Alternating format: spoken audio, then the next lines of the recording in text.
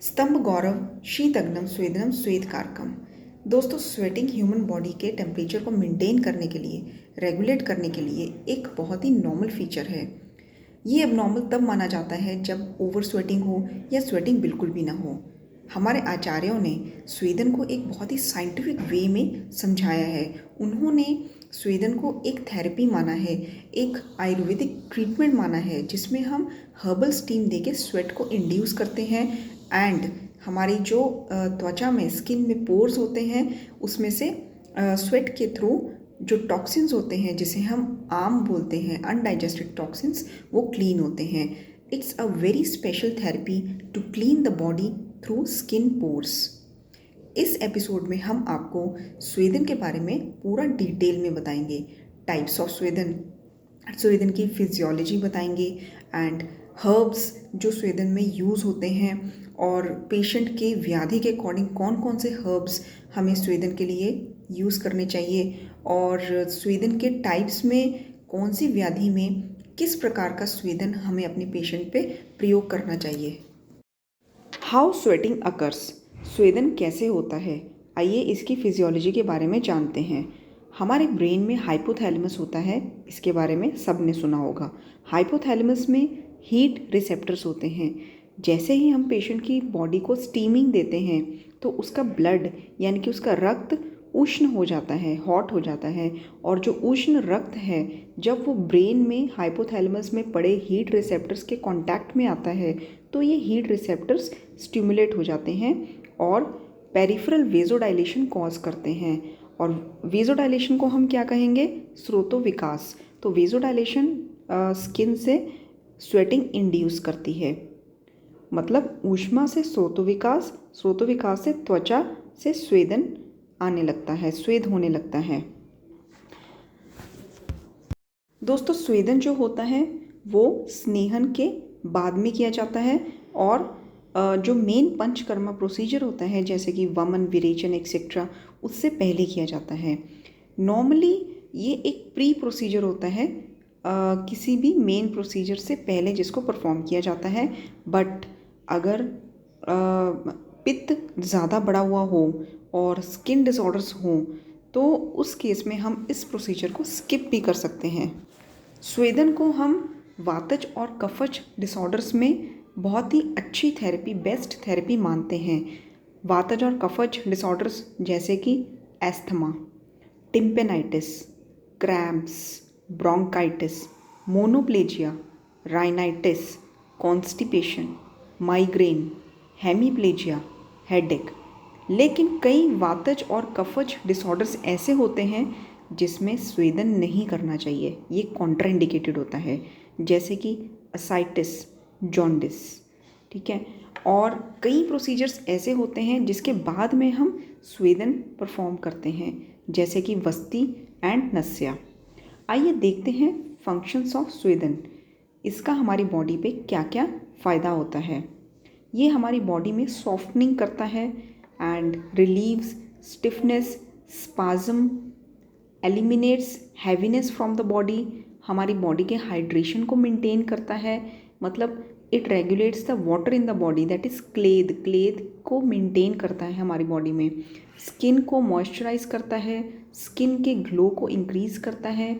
अगर जॉइंट में पेन है, स्टिफनेस है, इन्फ्लामेशन है, उसको रिमूव करता है। एंड जो दोष हैं बहुत ज़्यादा हमारी बॉडी में बढ़े हुए होते हैं, उसको लिक्विफाई करके बॉडी से बाहर एक्सट्रैक्ट करता है। और क्योंकि दोष अपने बैलेंस में आ जाते हैं, और क्योंकि मैंने कहा कि जो स्किन पोर्स होते हैं उसमें से आम यानी कि अनडाइजेस्टेड टॉक्सिन्स क्लीन आउट हो जाते हैं, तो जो हमारा टेस्ट होता है और हमारी एपेटाइट होती है वो दोनों ठीक हो जाते हैं। मान लो किसी को भूख कम लगती है, किसी को किसी फूड आइटम का अच्छा टेस्ट नहीं आ रहा है, तो ये दोनों इम्प्रूव हो जाते हैं, इंक्रीज हो जाते हैं when ama get expelled from the body through swedana therapy. और क्योंकि ये बॉडी के जो चैनल्स होते हैं उसको क्लीन करता है, इसीलिए ये वाता दोष को रेगुलेट करता है। और जो हमारा वेस्ट प्रोडक्ट होता है मल क्रिया, उसको भी रेगुलेट करता है, जैसे कि यूरिन, स्टूल, फ्लैटस, वो उनकी जो एक्सक्रीशन होती है वो एफिशिएंटली एक्सक्रीटेड आउट हो जाते हैं। तो मतलब बॉडी में लाइटनेस इंड्यूस करता है और हमारा जो मल क्रिया है उसको प्रॉपर रेगुलेट करता है। Swedopaga herbs, these are the herbs that are used in medicated steam. Steam को मेडिकेटेड बनाने के लिए जो हर्ब्स यूज़ होते हैं उसको स्वेदोपग द्रव्य या स्वेदोपग हर्ब्स कहते हैं। आइए देखते हैं इसमें कौन कौन से द्रव्य होते हैं और उनका कौन कौन सा पार्ट हम स्टीमिंग के लिए यूज़ कर सकते हैं जिससे हमें बेस्ट रिजल्ट्स मिले अपने पेशेंट में। सबसे पहले है शुभांजन, जिसको हम ड्रम स्टिक कहते हैं। इसके सीड्स, रूट, बाक ये सब यूज़ किया जाता है। सेकंड इज अर्क, अर्क मतलब मदार, इसके लीव्स, फ्लावर, लेटेक्स यूज़ होते हैं।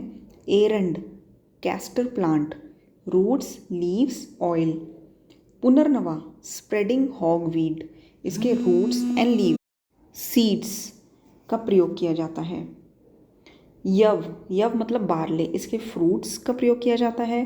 तिल मतलब सीसम, सीसमम, इसका सीड एंड ऑयल का प्रयोग किया जाता है। कुल्थी, इसका सीड्स, माश जिसको हम ब्लैक ग्राम कहते हैं, फ्रूट्स एंड सीड्स। बदर, इंडियन प्लम, इसका फ्रूट एंड बाक। एंड इसके बाद है वृश्चिर, स्प्रेडिंग हॉगवीड, वाइट वैरायटी, मतलब कि जो सफ़ेद पुनर्नवा होता है, इसके भी रूट्स एंड सीड्स का प्रयोग किया जाता है। तो दोस्तों ये सारे हर्ब्स हैं जिसका हम स्टीमिंग में प्रयोग कर सकते हैं और मैंने आपको बता दिया इसके कौन कौन से पार्ट्स यूज़ कर सकते हैं स्पेसिफिक हर्ब के। आप बस सुनिए क्योंकि आपको ये रिटर्न में सारा अवेलेबल हो जाएगा।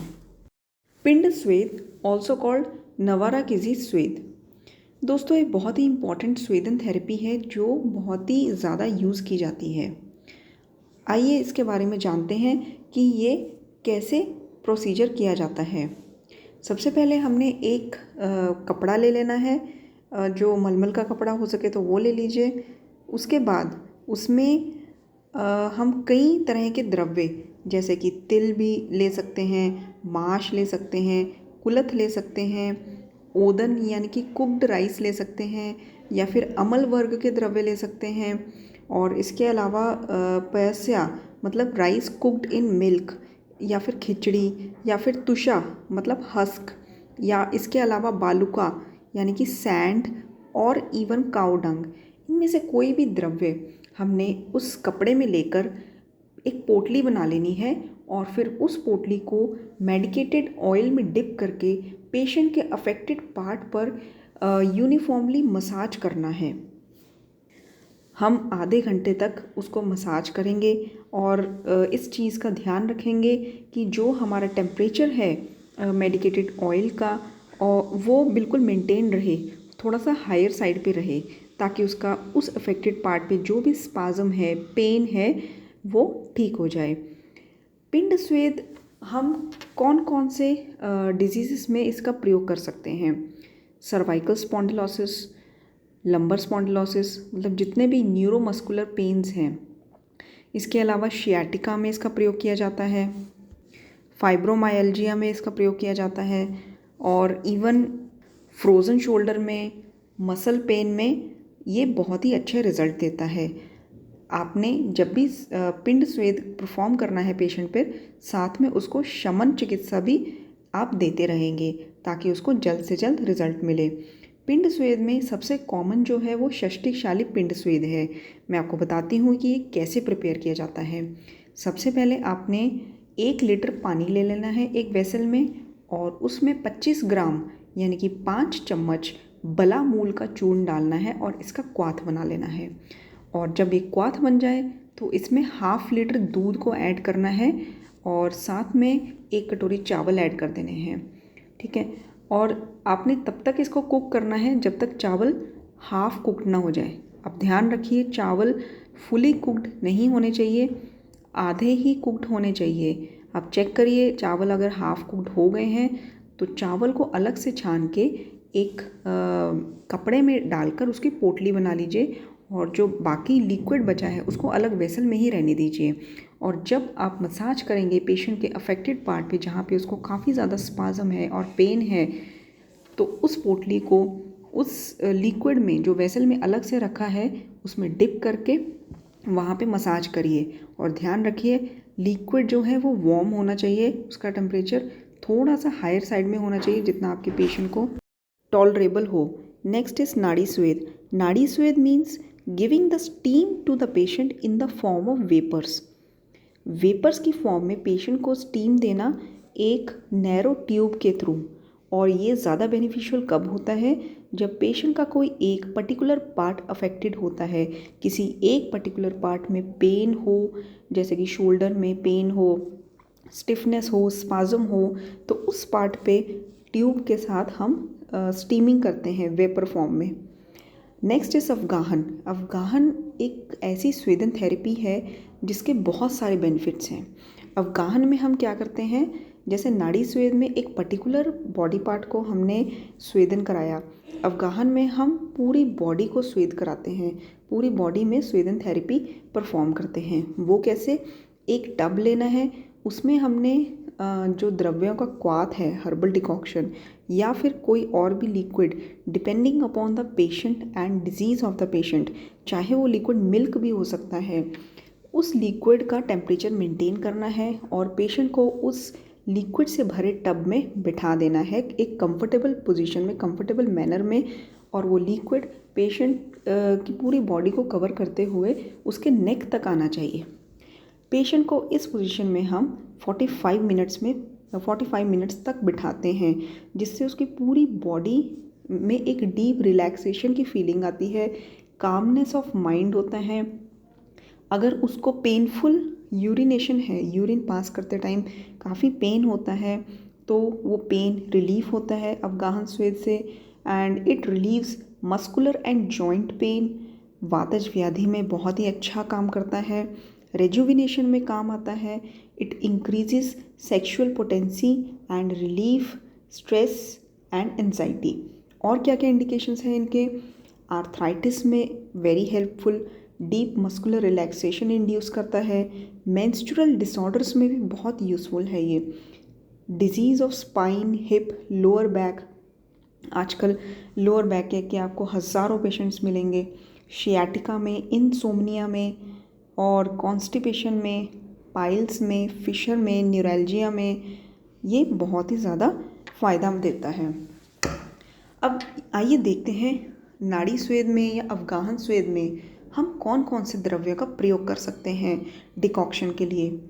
वरुण, गुडुचि, शिगरू, मूलक, सरशप, वासा, वंसा, करंच, अर्क, अश्मंतक, मालती, तुलसी। दोस्तों इसे सुनिए बस, क्योंकि इसका रिटन स्टडी मटेरियल हम आपको जल्द ही PDF फॉर्म में दे देंगे। तो ये सारे द्रव्य हैं जिसका हम क्वाथ बना सकते हैं और पेशेंट पर स्टीम दे सकते हैं इन नाड़ी स्वेद। एंड पेशेंट का इन द्रव्यों का क्वाथ बना के टब में डाल के पेशेंट को उसमें बिठा सकते हैं। Next is उपनाह स्वेद। उपनाह स्वेद मतलब पेशेंट का जो अफेक्टेड एरिया है, वहाँ पे इन्फ्लामेशन है, पेन है, वहाँ पे हमने एक मेडिकेटेड बैंडेज कर दी, दैट इज़ उपनाह स्वेद। अब ये होता कैसे है? पेशेंट को पहले हम एक कंफर्टेबल पोजीशन में बिठाते हैं। फॉर एग्जांपल उसके नी जॉइंट पे पेन है, तो उस एरिया को क्लीन करके सबसे पहले हर्बल ऑयल से हम मसाज करेंगे एंड देन उसको स्टीम देंगे उस पर्टिकुलर एरिया को, और उसके बाद हम मेडिकेटेड पेस्ट अप्लाई करके बैंडेज कर देंगे। और ये बैंडेज लॉन्ग ड्यूरेशन के लिए हम रखते हैं, यूजुअली 12 आवर्स। एंड देन जब इसको 12 आवर्स के बाद ओपन करेंगे, इसको वॉश कर देंगे वार्म वाटर से या फिर हर्बल डिकॉक्शन से इसको वॉश करेंगे। एंड ये प्रोसीजर हम कंटिन्यू करेंगे 2 to 3 डेज़ के लिए।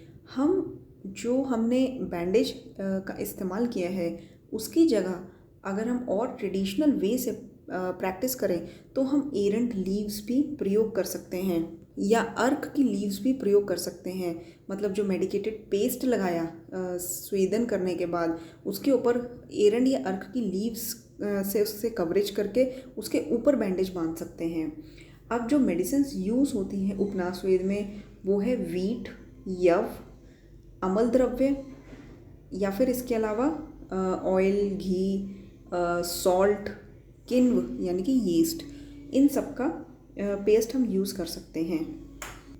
Next is प्रस्तर स्वेद। प्रस्तर स्वेद एक ऐसा स्वेटिंग ट्रीटमेंट है जिसमें पेशेंट को एक स्टोन की बनी स्लैब पर लेटाया जाता है और फिर स्वेदन किया जाता है। इसमें जो स्लैब होती है वो लंबाई में 6 फीट की होती है एंड उसकी जो ब्रेथ होती है मतलब चौड़ाई होती है 2.5 फीट की और उसकी हाइट इज़ 2 फीट। ये एक plane and well polished platform बनाया जाता है स्टोन का, जिसमें सबसे पहले हम एक कॉटन के क्लॉथ जो होता है उसकी शीट को बिछाते हैं। उसके ऊपर हम जो द्रव्य सेलेक्ट करते हैं पेशेंट के लिए उसको पानी में बॉईल करते हैं एंड देन छानकर उस द्रव्य को इवनली स्प्रेड कर देते हैं उस शीट पे और उसके ऊपर एक और शीट बिछा के उसके ऊपर पेशेंट को हम लेटाते हैं। ये जो द्रव्य प्रस्तर स्वेद में प्रयोग किए जाते हैं इसमें है शुभ धान्य और शमी धान्य।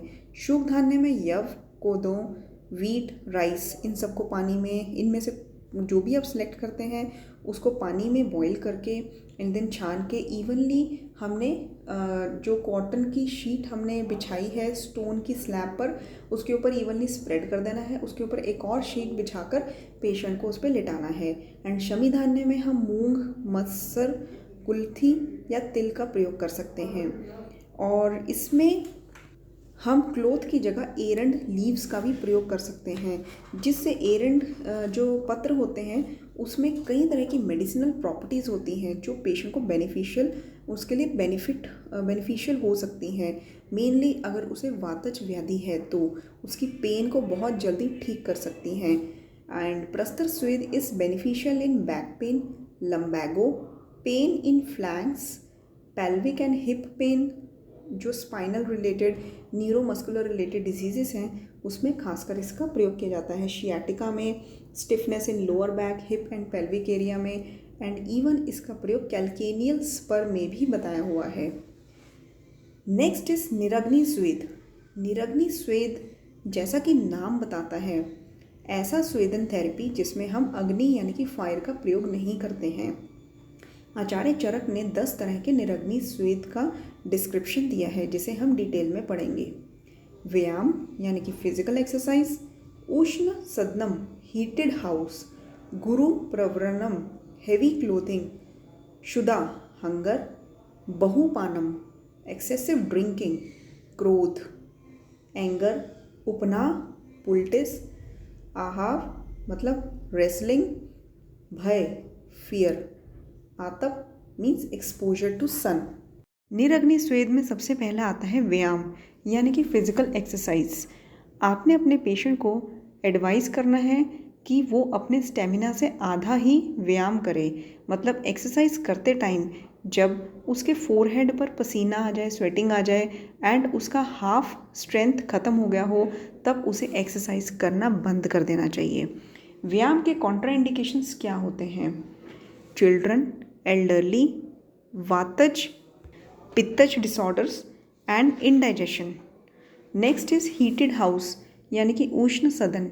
जब हम किसी हॉट हाउस में रहते हैं, गर्म गृह में रहते हैं, तो उसका जो गर्म इन्वायरमेंट होता है वहाँ की हीट हमारे बॉडी के अंदर ट्रांसफ़र होने लगती है और हमारे स्किन में जो थर्मो रिसेप्टर्स होते हैं जिसे हम टेम्परेचर सेंसिटिव रिसेप्टर्स भी कहते हैं, वो ब्रेन में हाइपोथैलेमस में सिग्नल्स भेजते हैं और हाइपोथैलेमस में जो हीट रिसेप्टर्स होते हैं वो भी एक्टिवेट हो जाते हैं। वो बैक हमारी बॉडी में सिग्नल्स भेजने लगते हैं हमारी ब्लड वेसल्स को, जिससे हमारी जो ब्लड वेसल्स होती हैं यानी कि स्रोतो विकास होता है, ब्लड वेसल्स डायलेट होने लगती हैं एंड जो स्किन में ब्लड वेसल्स होती हैं, कैपिलरीज होती हैं, उसमें डायलेशन की वजह से ब्लड फ्लो ज़्यादा होने लगता है और ब्लड वार्म होता है, तो ब्लड से heat back to environment loss होती है एंड इस तरह से हमारी बॉडी में, हमारी स्किन में स्वेटिंग होने लगती है।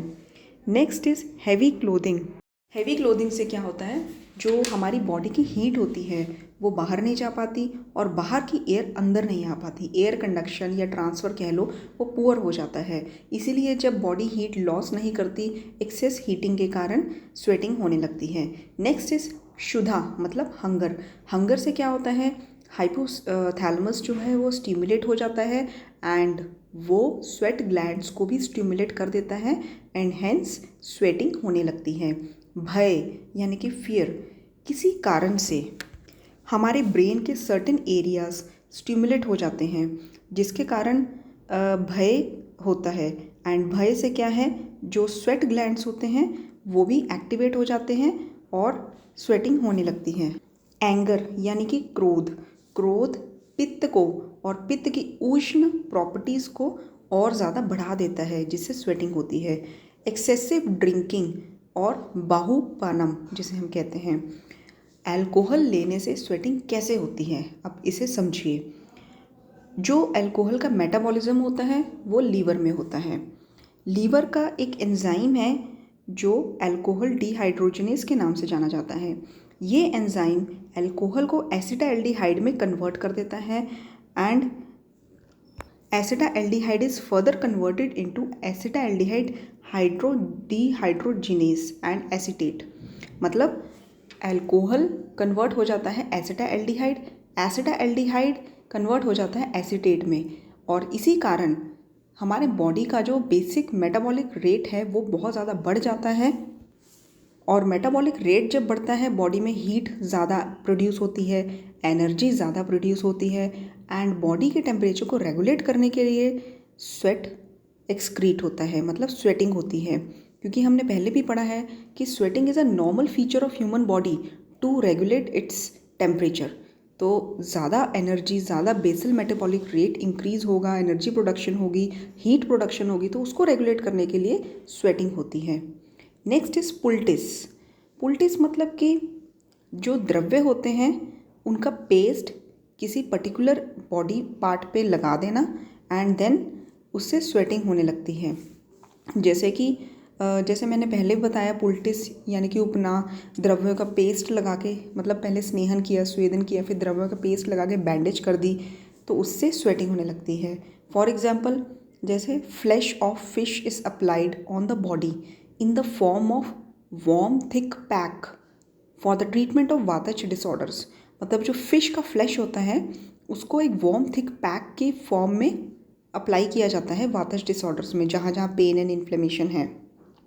दूसरा हम देखेंगे, गाउट में गोट का मिल्क या वीट फ्लोर या ऑयल अप्लाई किया जाता है। तो इस तरह से उपनाह से भी स्वेदन कराया जाता है। वैसे आपको मैंने इसका डिटेल में पहले ही बता दिया था। रेसलिंग, अगर हम रेसलिंग करेंगे किसी हैवी स्ट्रॉन्ग पर्सन से तो स्वेटिंग होने लगती है। एंड देन एक्सपोजर टू सन, मतलब आतप। तो एक्सपोजर टू सन मतलब हॉट एनवायरनमेंट। हॉट एनवायरनमेंट मतलब कि हमारे जो स्किन के थर्मो रिसेप्टर्स हैं वो स्टिमुलेट होते हैं, वो फिर ब्रेन में हाइपोथैलेमस रिसेप्टर्स को स्टिमुलेट करते हैं, फिर उससे क्या होता है, हमारा वेजोडाइलेशन होता है एंड स्वेटिंग होने लगती है। Indications of swedana. स्वेदन कब कब करवाना चाहिए?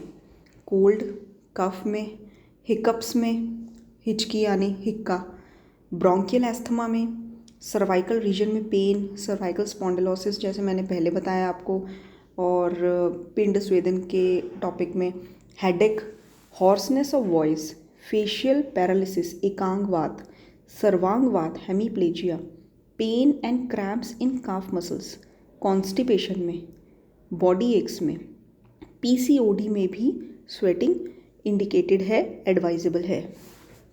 एंड एक चीज़ और आपको नोट करनी है, नोट क्या मतलब सुननी है, नोट तो हम आपको दे ही देंगे। ये जो स्वेटिंग है ये स्नेहन के बाद ही, मतलब स्वेदन जो है वो स्नेहन के बाद करना चाहिए।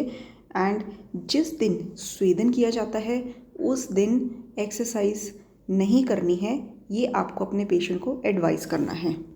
Contra indications of swedana. स्वेदन कहाँ कहाँ नहीं करना चाहिए?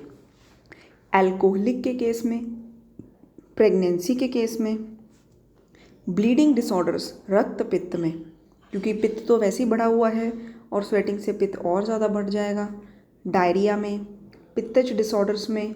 पित्तज डिसऑर्डर्स मैंने आपको पहले ही बताया कि स्वेटिंग का प्रोसीजर हम स्किप कर सकते हैं अगर हमें पंचकर्मा करवाना है, तो हम स्नेहन के बाद डायरेक्टली मेन प्रोसीजर पर आ सकते हैं।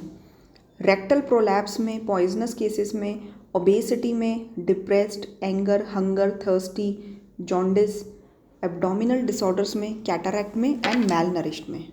दोस्तों, आई होप आपको ये वीडियो यूज़फुल लगा होगा एंड प्लीज़ अपनी प्रैक्टिस में इसको ज़रूर इम्प्लीमेंट कीजिए, अपनी प्रैक्टिस को बढ़ाने के लिए। एंड जो भी आपको डाउट हो वो आप इमीडिएटली ग्रुप में मैसेज करिए, आपके सारे डाउट्स हम 100% सॉल्व करेंगे। Thank you.